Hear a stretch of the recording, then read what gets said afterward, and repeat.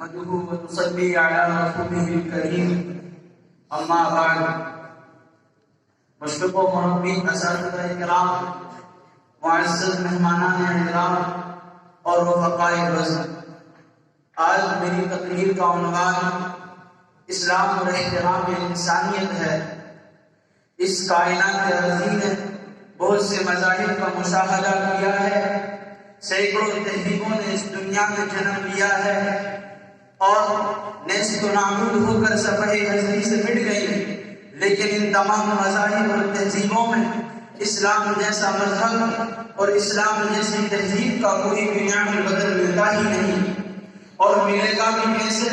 جبکہ اسلام جیسی عالمگیریت اور آفاقیت کسی مذہب کے حصے میں آ ہی نہیں، کیونکہ اللہ رب العالمین نے اسے اپنی پسندیدگی کی سند دیتے ہوئے ارشاد فرمایا ان الدین عند اللہ الاسلام، کہ اسلام اللہ کے نزدیک سب سے پسندیدہ، محبوب اور مقبول مذہب ہے۔ سامعین کرام، اسلام نے اپنے دامن میں صرف مسلمانوں کو ہی نہیں سمیٹا بلکہ پوری انسانیت کو جگہ دی ہے، اور احترام انسانیت کے سلسلے میں ایسے ذاتی قوانین وضع کیے ہیں کہ اہل دنیا ان کا مشاہدہ کر کے حیران شدہ رہ جاتے ہیں۔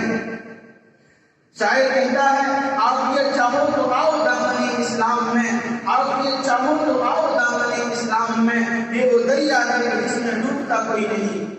حاضرین کرام، اسلام کی تکمیل عالمیت اور احترام انسانیت کا حقیقی علم بردار ہے۔ چنانچہ قرآن کریم نے بلا کسی تفریق مذہب و ملت اہل دنیا کو احترام انسانیت کی سند دیتے ہوئے ارشاد فرمایا وَلَقَدْ كَرَّمْنَا بَنِي آدم، کہ ہم نے بنی آدم کو مکرم اور محترم بنایا ہے۔ اسلام نے انسانیت کو اتنا احترام دیا کہ ایک جان کی قتل کو پوری انسانیت کا قتل قرار دیا، اور ایک جان کی حفاظت کو پوری انسانیت کی حفاظت قرار دیا، جیسا کہ ارشاد باری تعالیٰ ہے من قتل نفسا بغیر نفس او فساد فی الارض فکأنما قتل الناس جميعا ومن احیاها فکأنما احیا الناس جميعا۔